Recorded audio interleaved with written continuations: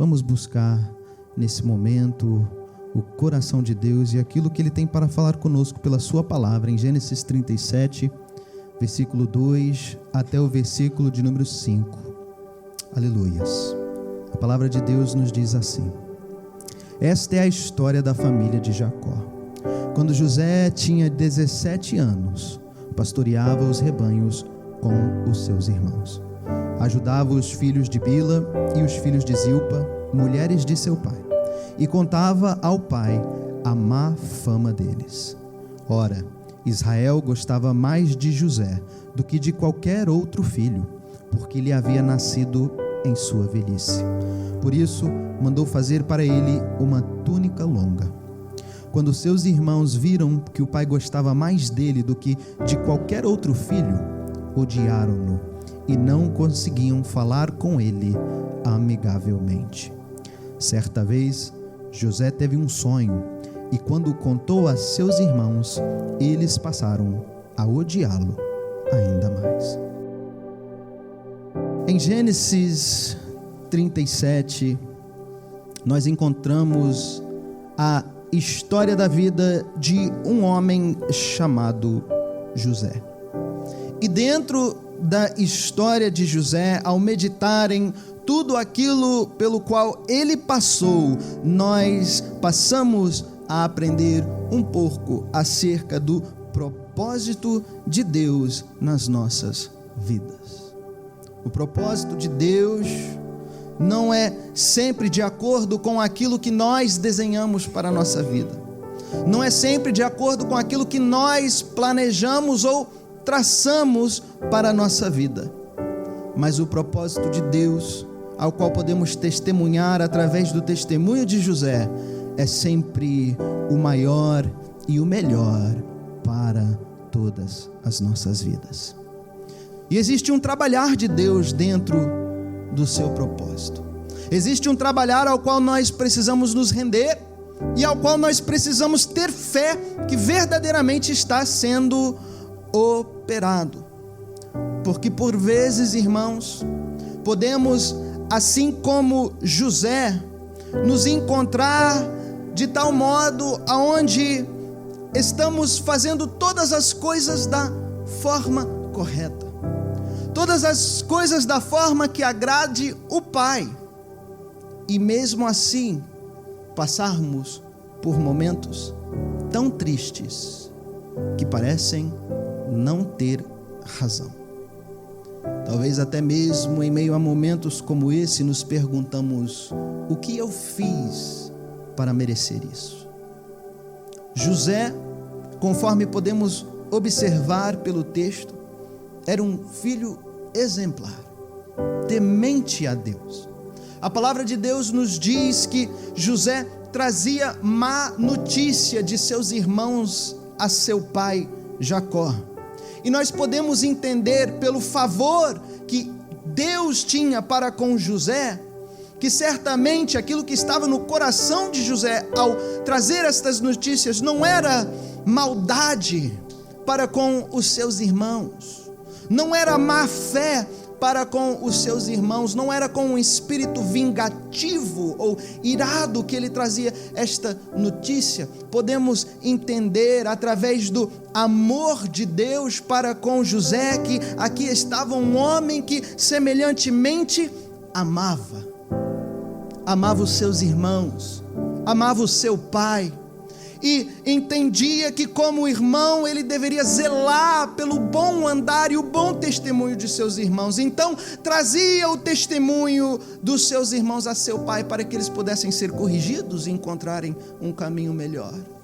E como bom filho, ele entendia também que deveria essa satisfação a seu pai acerca do que os seus filhos estavam fazendo. Encontramos aqui um filho exemplar, um irmão exemplar. Encontramos aqui um servo temente a Deus. E Deus tanto se agradou de José, que certo dia lhe deu um sonho. E José sonhou que ele estava juntamente com seus irmãos no campo, atando feixes de trigo. E naquele sonho, os feixes de seus irmãos inclinaram-se perante o feixe de José, que se levantou na presença daqueles feixes inclinados. José conta este sonho a seus irmãos, e a palavra de Deus nos diz que seus irmãos passam a lhe odiar por causa do sonho que ele teve, um sonho que ele recebeu da parte de Deus. Depois desse sonho, José sonha ainda outra vez. Dessa vez ele sonha que o sol, a lua e 11 estrelas se inclinam diante dele. E ele conta esse sonho a seus pais e a seus irmãos. O sol e a lua aqui representando muito claramente o seu pai e a sua mãe, as 11 estrelas, os seus irmãos. A implicação de ambos os sonhos é que de alguma forma os mais velhos se inclinariam diante do mais novo. O mais novo seria de alguma forma honrado por eles. Isso ia contra a cultura daquele tempo, ia contra o bom senso daquele tempo. Mas creio eu, irmãos, que a resposta apropriada a esses sonhos encontramos mais devidamente em Jacó do que nos irmãos de José, porque Jacó ficou com aquela palavra no coração e meditou naquilo, e os irmãos de José passaram a lhe odiar ainda mais por causa daquele sonho. E então eles tramam assassinar José. Eles tomam posse da vida de seu irmão e lançam-no em um poço. Vindo uma caravana de ismaelitas rumo ao Egito, os seus irmãos decidem vendê-lo àquela caravana de ismaelitas que estava destinado à terra do Egito. Pare um pouco e reflite nesse momento comigo na dor de José naquele poço. Aqui está um jovem que havia feito tudo certo. Aqui está um jovem que havia feito tudo da maneira correta.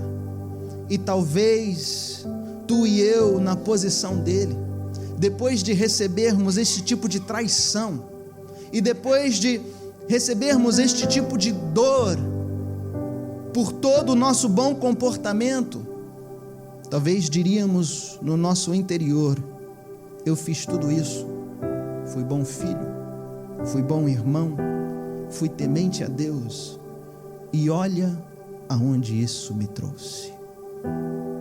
Do que valeu a pena? Meus irmãos me odeiam, e agora eu serei escravo. Quantas vezes, irmãos, na nossa vida não é mesmo assim? A gente faz tudo certo, caminhamos para a casa do Senhor, somos fiéis a Deus, confiamos nele, mas parece que a situação só piora. Isso é algo real. Acontece em muitas de nossas vidas, assim como aconteceu na vida de José. E mediante a momentos como esse, irmãos, nós temos uma decisão a tomar. Nós podemos, assim como muitos, desistir do caminhar, desistir do buscar, desistir do consagrar, desistir da sua devoção a Deus.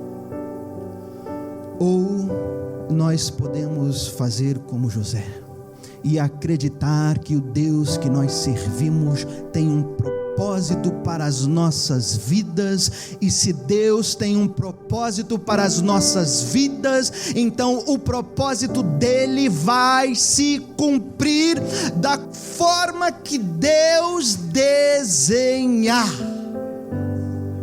Meus irmãos, eu acredito que Deus deu o sonho a José antes que José passasse por todas essas provações, porque Deus sabia que José precisaria poder olhar para o sonho, se lembrar do sonho, em meio às dores, em meio às traições, em meio às aflições, em meio às decepções, que José precisaria se lembrar do sonho, para que o sonho pudesse colocar e impor sobre o coração dele a realidade de que tudo que passamos aos pés do Deus vivo tem um propósito, nada é em vão. O homem carnal gosta de dizer que o Deus que servimos escreve certo em linhas tortas. Irmãos, quem é o homem para dizer o que é reto e o que é torto? O Deus que nós servimos não escreve certo em linhas tortas, não.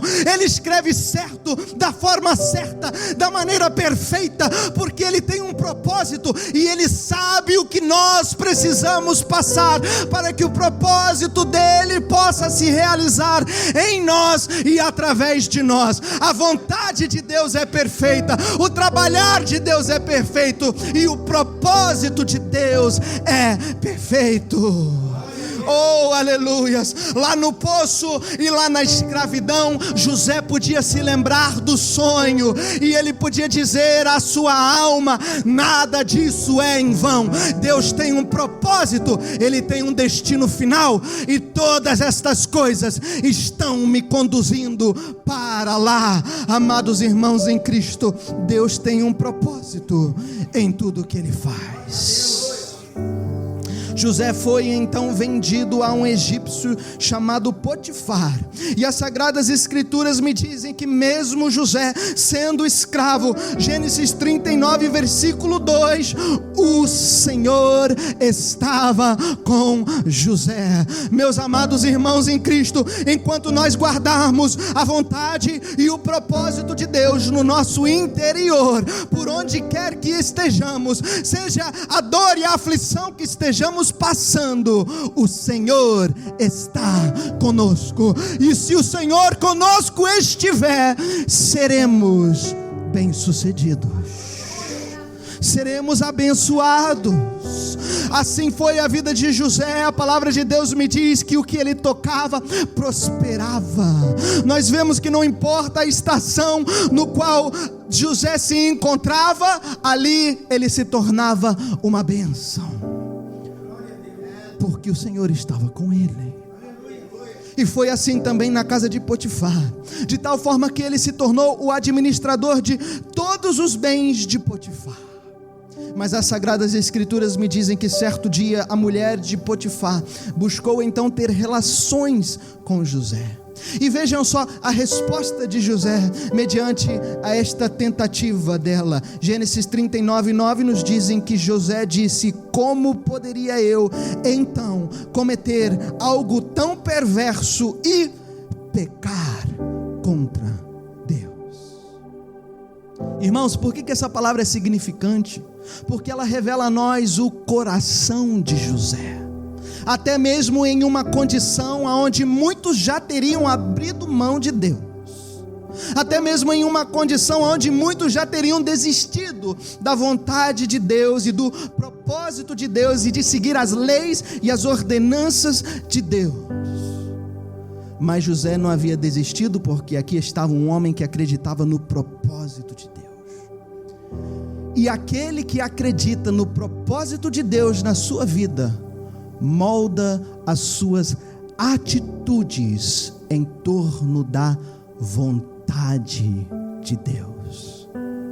Em dizer para aquela mulher: eu não posso fazer isso porque eu estaria pecando contra Deus, José está dizendo: eu não posso fazer isso porque eu não posso ir contra a vontade de Deus.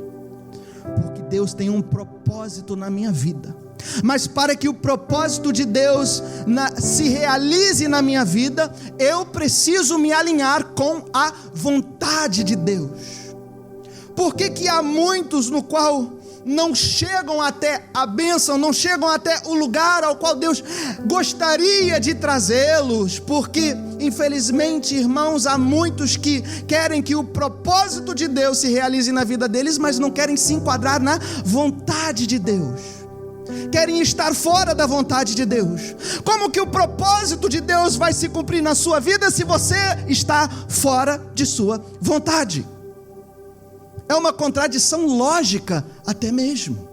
Nós vemos aqui a enganação de Satanás sobre os nossos corações, quando ele nos convida a pecar, quando ele nos convida a fugir da vontade de Deus para as nossas vidas, e ao mesmo tempo nos diz, mas não tem problema não, você ainda vai receber bênçãos, e o propósito de Deus ainda vai se realizar na sua vida. Não é assim, irmãos. A própria lógica nos diz que se nós queremos chegar até o lugar onde Deus quer que a gente chegue, a gente precisa andar da forma que Deus quer que a gente ande. E a gente precisa andar para os lugares que Deus quer que a gente ande. E a gente precisa andar na velocidade que Deus quer que a gente ande. Se dizemos acredito no propósito de Deus na minha vida, mas não fazemos a sua vontade, somos mentirosos. E aqui estava em José um homem verdadeiro, um homem que acreditou no propósito de Deus. E então ele alinhou todo o seu comportamento à vontade de Deus. Deus tem um sonho para a minha vida, e para que esse sonho possa se realizar, eu vou me enquadrar na sua vontade, eu vou me enquadrar no seu querer, custe o que custar. Tal foi a convicção de José. Irmãos, muitas das vezes vai lhe custar mesmo, por seguir na vontade de Deus. Custou a José, porque a mulher de Potifar, mediante aquela rejeição, ela mente então a seu esposo, ela toma ódio de José no seu coração, e diz a seu esposo que José procurou ter relações com ela. Mas, amados irmãos em Cristo, a palavra de Deus aqui me revela algo, que quando nós ousamos acreditar no propósito de Deus e nos alinhar com a vontade dele, podemos até ter consequências, mas vamos passar por essas consequências debaixo da provisão, debaixo da bênção e debaixo da direção do Deus Todo-Poderoso. Isso que significa que der o que der, vier o que vier, nós vamos prevalecer em todo tipo de provação. Aqueles que são fiel com Deus verão Deus sendo fiel com eles, até mesmo em meio ao poço, até mesmo na escravidão e até mesmo em prisão. É lá que José chega, porque Potifar manda então prender a José, e o escravo agora se torna prisioneiro.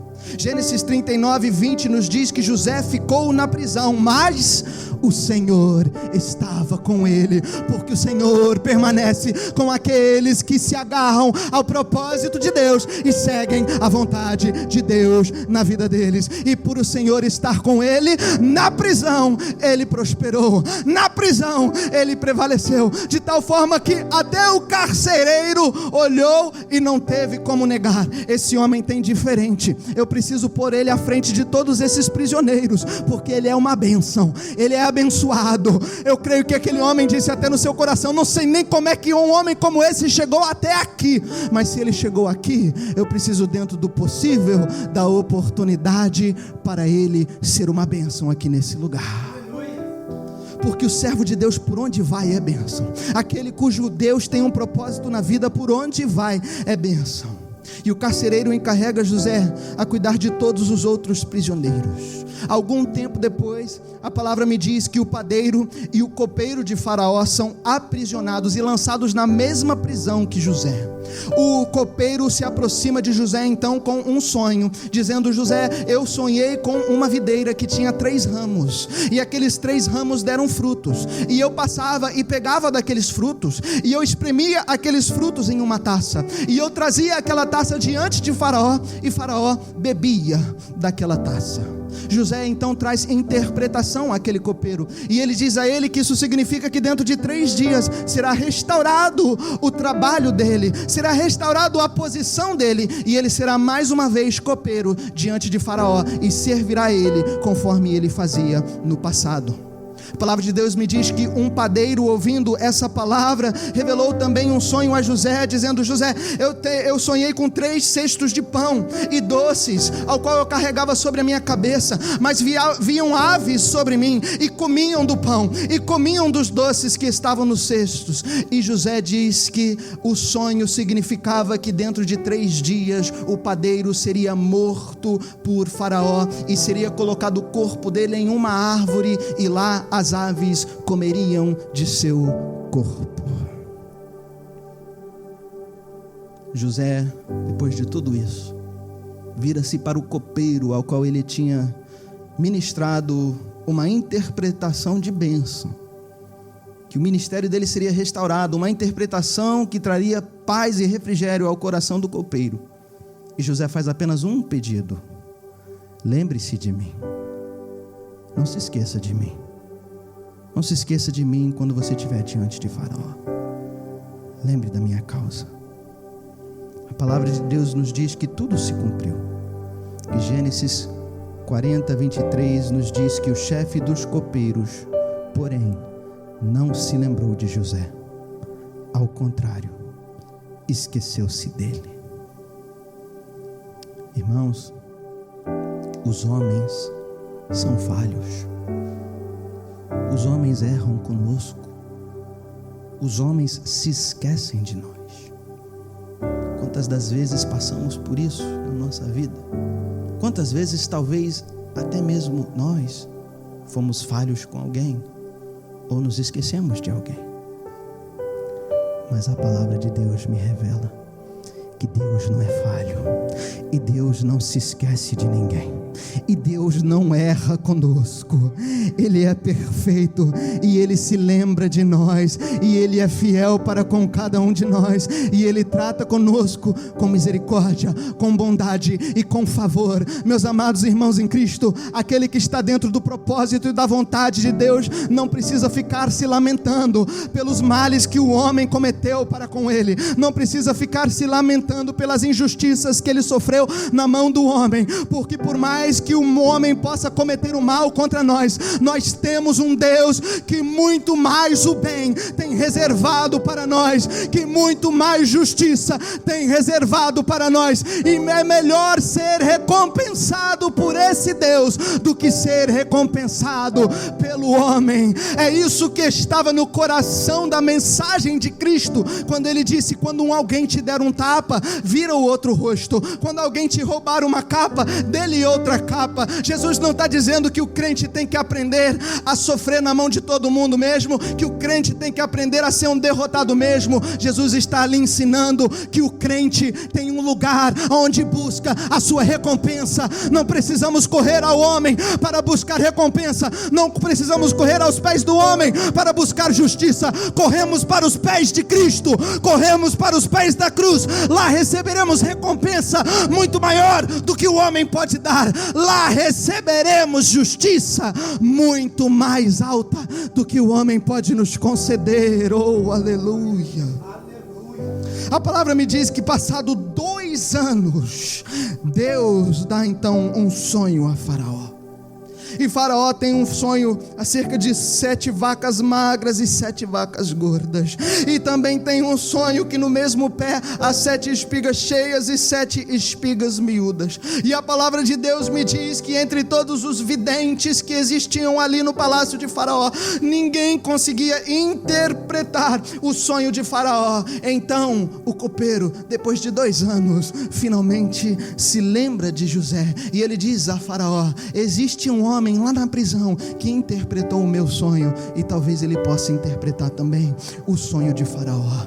E José então é apresentado diante de Faraó, e aqui encontramos um homem em José que foi moído por 13 anos de sofrimento, 13 anos sendo traído, 13 anos sofrendo injustiça, 13 anos sendo algemado e escravizado, 13 anos no qual certamente o inimigo das nossas almas tentou colocar no coração de José uma palavra contra Deus, uma palavra de rebelião, uma palavra de dissatisfação, uma palavra de ódio, de rancor para com Deus. Mas quando José finalmente se apresenta aqui diante de Faraó, não é um homem assim que encontramos, não é um homem que cedeu às tentações de Satanás, não é um homem que deu ouvido à palavra maligna do inimigo das nossas almas. Aqui estava um homem resoluto no propósito e no sonho de Deus para a sua vida. Em Gênesis 41:16, a palavra de Deus me diz que José se apresenta diante daquele faraó,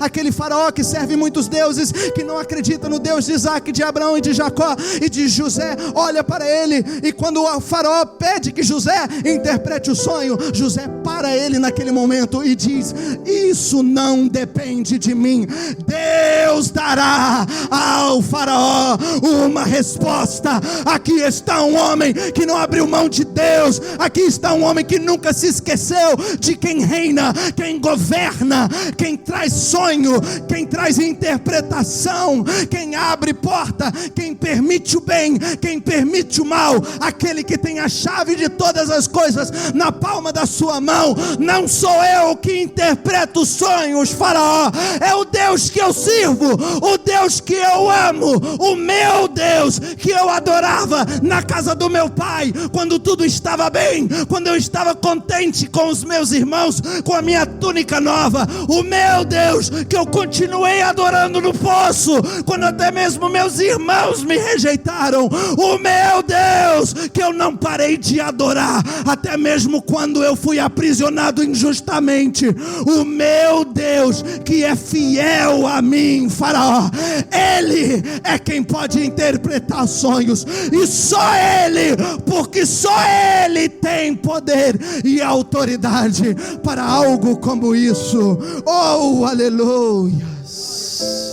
É fidelidade a Deus, é fidelidade a Deus, por reconhecimento de quem Deus é, um Deus de propósito.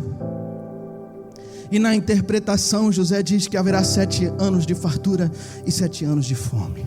Os 2 sonhos de José significam que Deus já está decidido, que Ele tem pressa em realizar aquilo que Ele revelou no sonho.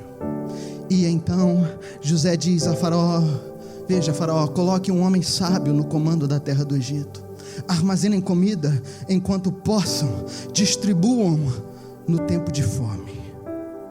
E Gênesis 41:38 nos diz que Faraó perguntou então aos seus conselheiros, mediante essa palavra: será que vamos achar alguém como este homem, em quem está o Espírito Divino?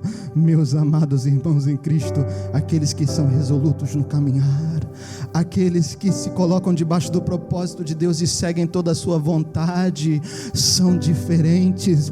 Há um espírito diferente que habita nesses, de tal forma que até mesmo um pagão como o Faraó consegue olhar e reconhecer: ele não é como os outros, ele não é como os outros, nele habita um espírito diferente, aleluia, porque o Senhor estava com ele. Faraó então, mediante a essa realização, tira o anel do seu dedo e põe no dedo de José: é você este homem, José, você ficará à frente de tudo. E José, na idade de 30 anos, se torna mão direita de Faraó, após 3 anos de sofrimento, 13 anos de fé no propósito de Deus. Gênesis 41:50 nos diz que antes dos anos de fome, Asenate, filha de Potífera, sacerdote de On, deu a José 2 filhos. E ao primeiro José deu o nome de Manassés, dizendo: Deus me fez esquecer todo o meu sofrimento e toda a casa de meu pai. E ao segundo filho chamou Efraim, dizendo: Deus me fez prosperar na terra onde tenho sofrido. Oh, aleluia. Meus amados irmãos em Cristo, acredite no propósito de Deus. Viva no centro da vontade do Senhor, que assim como Deus fez com José, Ele vai transformar o seu sofrimento em alegria, e Ele vai transformar o seu pranto em riso. Meus irmãos, a palavra de Deus é quem nos diz que muitas são as aflições de um justo, e Satanás quer que você apenas ouça isso. Satanás quer que você acredite que a palavra de Deus termina então aí, mas nem mesmo o próprio versículo termina aí, porque a mesma palavra que nos diz que muitas são as aflições de um justo, coloca ali uma vírgula e termina dizendo: mas o Senhor o livrará de todas. Sabe o que o Espírito Santo te diz nesta noite? Você pode estar sofrendo, você pode estar chorando, mas Deus tem um propósito nisso, e o propósito de Deus é para transformar o seu choro em canto, o seu sofrimento em riso. O propósito de Deus é te abençoar e ser glorificado na sua vida. As aflições vêm, as tribulações vêm, mas na vida do servo de Deus, elas só servem para apontar para a grandeza do Deus que nós servimos, e a fidelidade do Deus majestoso, que tem o controle de todas as coisas, e prometeu estar conosco, estar ao nosso lado. Seja firme, seja fiel, assim como foi José, que você verá, Deus é fiel, Deus é fiel, e Ele é inabalável. Oh, aleluias. Ele transforma o choro em riso. E não apenas isso, quando somos fiéis ao propósito e à vontade de Deus, Deus faz coisas que nunca imaginamos possível. Coisas que você nem mesmo imaginou. É o que Deus intenta no seu bom propósito. E é por isso que no início desse sermão nós começamos dizendo que o propósito de Deus é maior e melhor do que aquilo que nós traçamos para a nossa vida. Porque dentro das nossas limitações nós planejamos algo para nós, mas Deus vê além. Deus vê o dia de amanhã, Deus vê o futuro, Deus vê o que cada decisão nossa vai resultar nas nossas vidas, Deus vê o que cada passo vai gerar em nós e através de nós, e Deus planejou um percurso maior do que nós podemos planejar para nós mesmos. Deus tem o GPS e nós somos cegos. E Deus diz: eu sei para onde você precisa ir, eu conheço um lugar para onde eu quero te levar.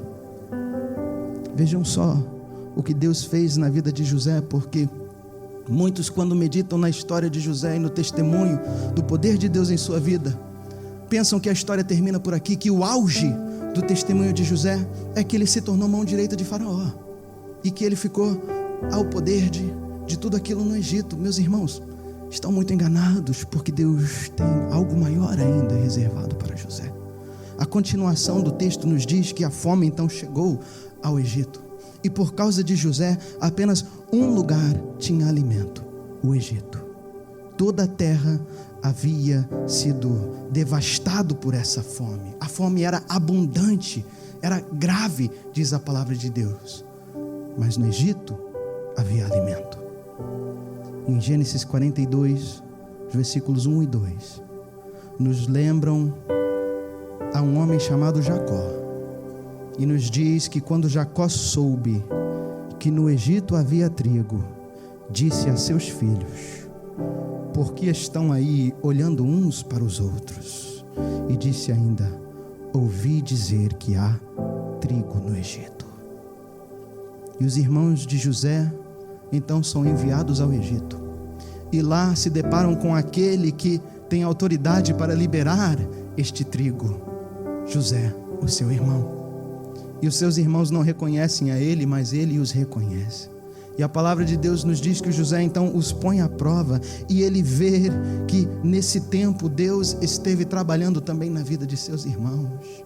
ele põe à prova os seus irmãos, dizendo: Benjamim vai ficar aqui comigo, o caçula vai ficar aqui comigo e vai ser escravizado. E a palavra de Deus me diz que os irmãos dele se comoveram e se perturbaram com isso, e Judá chegou-se para José e disse: não, isso não pode acontecer, nós não podemos entristecer o coração do nosso pai dessa forma, deixe que eu seja escravizado no lugar de Benjamim. Houve uma transformação de Deus em meio a todo esse percurso, até mesmo no coração dos irmãos de José. Houve um propósito de Deus em meio a tudo isso, até mesmo no coração dos irmãos de José. Deus esteve operando, e agora, através de José, chega a salvação para todos eles. Em Gênesis 45, versículo 5, José diz para eles: não se aflijam, nem se recriminem por terem me vendido para cá, pois foi para salvar vidas que Deus me enviou adiante de vocês, meus amados irmãos em Cristo.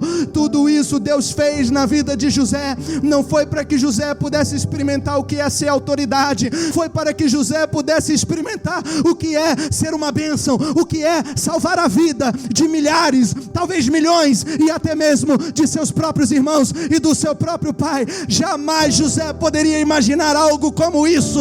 Jamais José poderia imaginar que algum dia ele poderia livrar o pai e os irmãos da fome e da morte. Jamais ele poderia traçar esse percurso e esse destino para a sua vida. Mas Deus, quando tem um propósito, é maior e melhor do que o propósito que o homem pode traçar para a sua própria vida. E é por isso que 3 versículos depois, no versículo de número 8, José diz assim: não foram vocês que me mandaram para cá, mas sim o próprio Deus.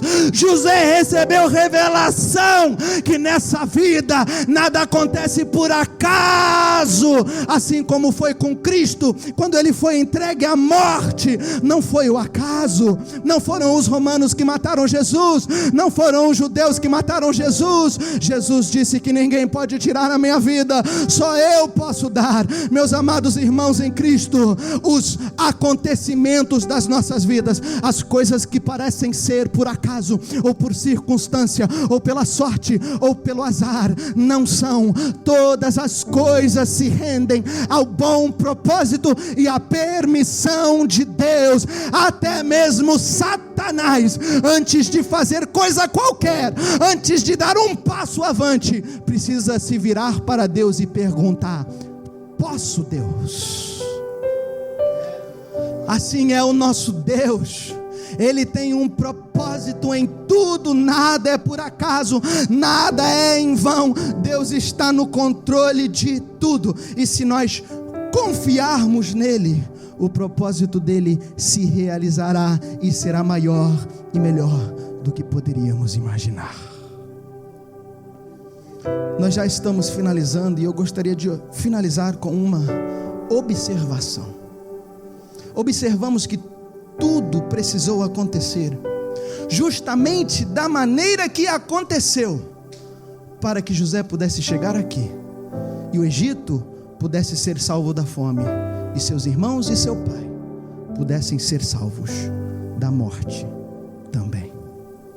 José precisava contar o seu sonho justamente a seus irmãos invejosos e maldosos. Tem gente que pensa que a mensagem central da história de José é que não conte os seus sonhos para ninguém. Não, José não estava errado em contar. José precisava contar aquele sonho. Deus sabia que José contaria aquele sonho. Se José não contasse o sonho, o ódio dos irmãos não cresceria mais e mais. E os irmãos precisavam lançar José justamente naquele poço, quando naquela hora passaria justamente aquela caravana de ismaelitas, vendedores de escravos. Não é que Deus fez com que os irmãos de José fossem irados ou invejosos ou maldosos, mas Deus ali identificou o coração deles e falou: eu vou traçar aqui uma linha perfeita que vai utilizar tudo para a minha vontade, para o meu querer. Aqueles ismaelitas precisavam vender José justamente a Potifar, um homem íntegro, porém casado com uma mulher adúltera.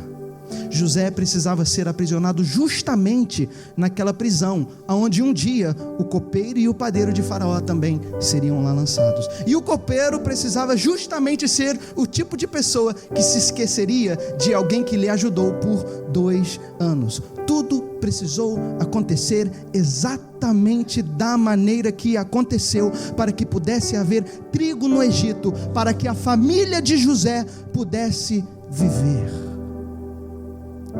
E era justamente essa família que precisava viver, porque da linhagem dela viria o Messias, que salvaria justamente tu e eu.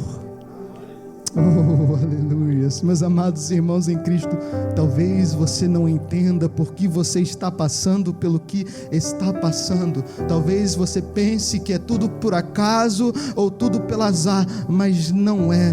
Deus está fazendo tudo justamente da maneira que precisa ser feito na sua vida, para que Ele possa te trazer até um lugar onde Ele possa te abençoar e te tornar um canal de bênção. Aquele que acredita nessa palavra, glorifica o santo nome do Senhor e aplauda Ele em nome de Jesus Cristo, porque esse Deus é fiel.